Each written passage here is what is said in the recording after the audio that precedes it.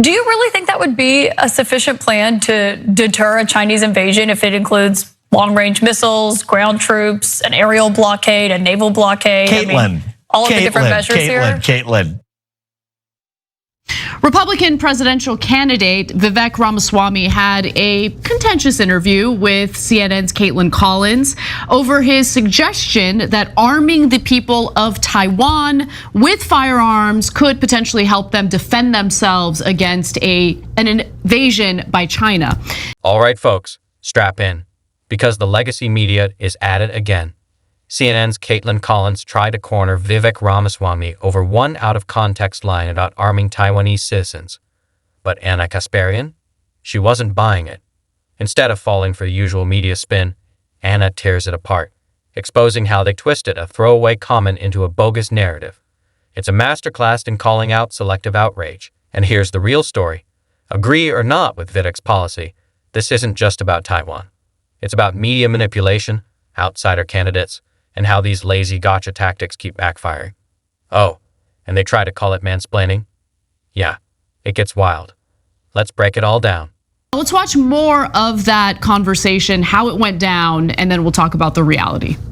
Caitlin, of course it's not sufficient. You take that tiny little clip when I've articulated at the Nixon Library last week, a 1-hour speech with a whole range of deterrents. That is part of it. But I've also said that I would pull Russia out of its military alliance with China. I've also said that we would bolster our partnership with India to be able to close the Andaman Sea and the Malacca Strait. I've also said that we would actually send a signal very clearly that we will defend Taiwan, moving from strategic ambiguity to strategic clarity to say that we will defend Taiwan until we have semiconductor independence in this country. And so, yes, part of this is turning Taiwan into a porcupine. I think exporting our Second Amendment is a relatively free or low-cost way to do that. But I find it laughable that you will take that clip and then put words into my mouth as though that was a sufficient deterrent. Caitlin, with due respect, that's a joke. I will not allow someone to put words in my mouth to say that I ever said that was sufficient. It is not. I'm not putting words in your mouth. I'm simply asking about something you said. We played a quote that you've made. Speaking of another comment that you've made. I never said it was sufficient. So I went into his full speech at the Nixon Library, and he's actually telling the truth, hyper-focusing on what to me was more of like a throwaway statement or something to kind of like attract potentially campaign donations from the NRA. It's just it's not really a good representation of something more comprehensive that he shared during that speech about his foreign policy. You might disagree with his foreign policy, and honestly, I think that what he actually said during his speech, some parts of it were incredibly naive, and we can get into that. But I want to provide the receipts and show you what he actually said during that speech. Before I do, briefly, Cenk, what are your thoughts?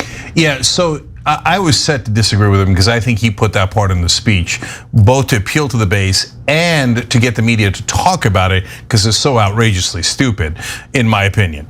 But once I watched the speech and the interview, I think that he is right about the core of what he's saying, which is he didn't say sufficient. And saying sufficient changes the entire tenor of what he was saying. So let's get into what he actually said during his speech. I think it's actually interesting, maybe a discussion about foreign policy and whether or not he's one of the most controversial pieces of Vivek Ramaswamy's foreign policy, his proposal to arm every Taiwanese household and train civilians to defend against a possible Chinese invasion. To Second Amendment fans, it sounds bold and empowering. To the media, instant outrage. CNN's Caitlin Collins zeroed in, mocking the idea as unrealistic against China's missiles and military force. But Vivek wasn't having it. He pushed back, saying this was just one piece of a much broader strategy, laid out in detail during a major speech at the Nixon Library. His point? The media cherry-picked a headline-grabbing line and twisted it to create a false narrative, ignoring the bigger picture entirely.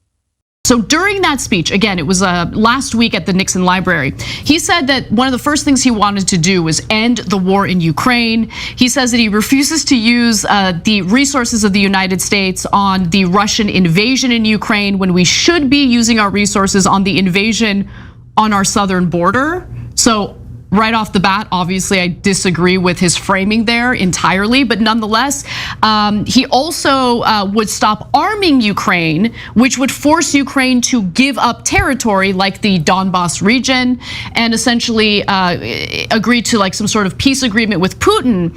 And then he would agree to do something else that he claims Russia wants. So let's take a look at that.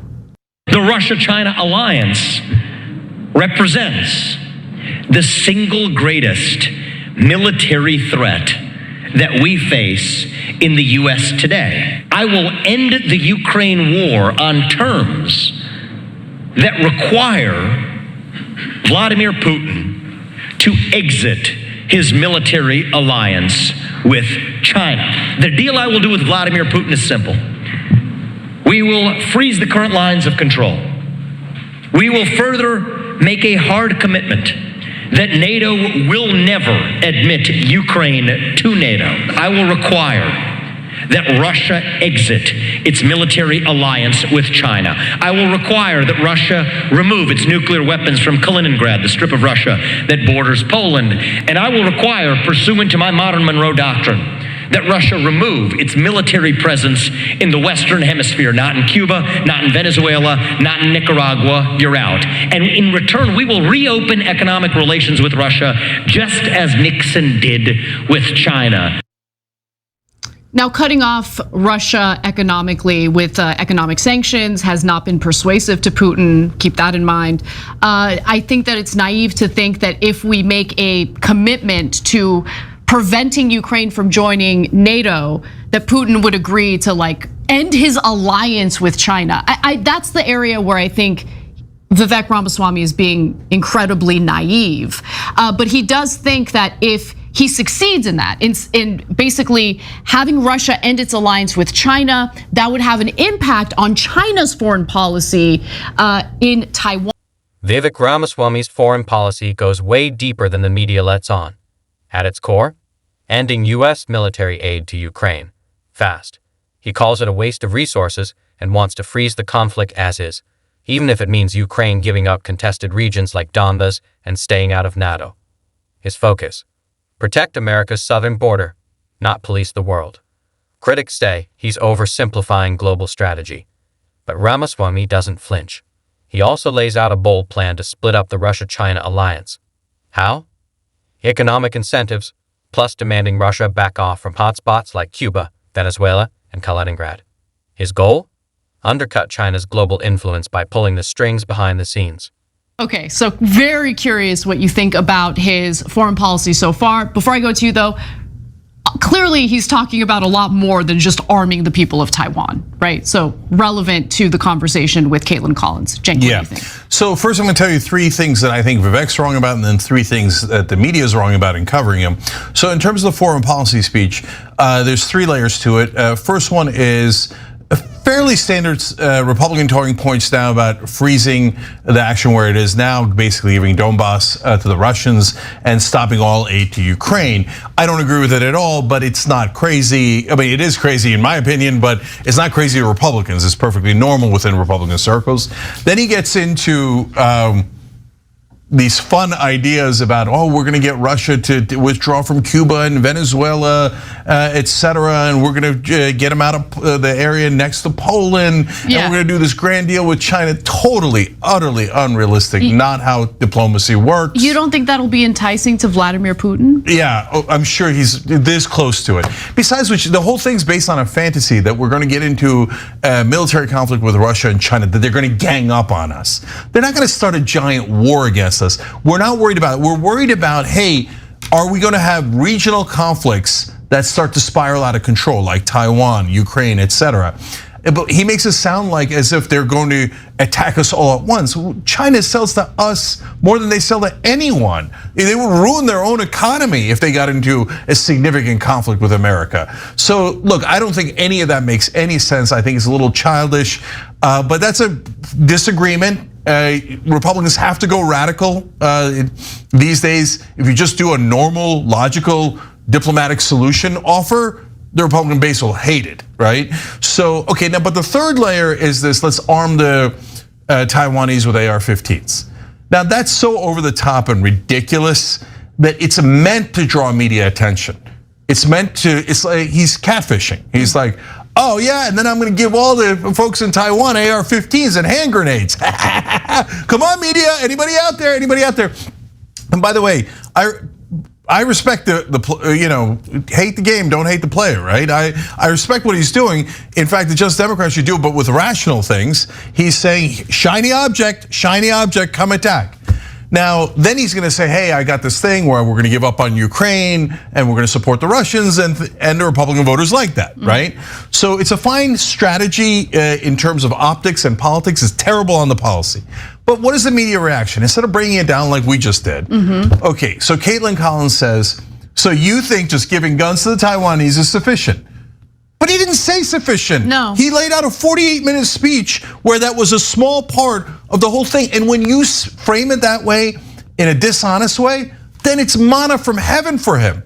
Because then he gets to be a victim of the media too. That's exactly right. Right? That's exactly right. So you're feeding right into him. He could, like, if I'm on Vivek's team, I love how that went. Right? Totally. Yes. Absolutely. Now I'm the hero fighting back against CNN, and I caught him in a lie. By the way, right? And by the way, look, honestly, at this point, The commentary doesn't pull back, ripping into how the media, especially CNN, distorted Ramaswamy's proposals. Instead of addressing his full foreign policy platform, they fixated on one soundbite: arming Taiwanese civilians. It's classic media playbook: reduce, sensationalize, mislead. Outlets like HuffPost took it further, framing the interview as mansplaining, shifting the focus from policy to identity politics. The result? Ramaswamy ends up looking like a media punching bag, and ironically, that only boosts his outsider appeal among voters tired of media manipulation. Sure, commentators point out the flaws in his plan, like the unrealistic belief that Putin would ditch China for a sanctions deal, or that India would take major strategic risks for minor economic gain. Still, the media's refusal to seriously engage with his ideas only backfires, reinforcing his anti-establishment image. So here's the bottom line. Whether or not you agree with Ramaswamy, this isn't just about Taiwan or Ukraine. It's about how legacy media keeps playing the same tired game. Grab a quote, slap on a headline, and hope no one looks deeper. But thanks to people like Kasparian actually doing the homework, those cracks in the media's credibility are getting harder to ignore. More and more people are tuning out the noise and looking for real, unfiltered takes. If you're tired of media spin, question everything, dig deeper, and don't let these gatekeepers decide what you think. If this breakdown brought you value, hit like, subscribe, and drop your thoughts below. This conversation's just getting started.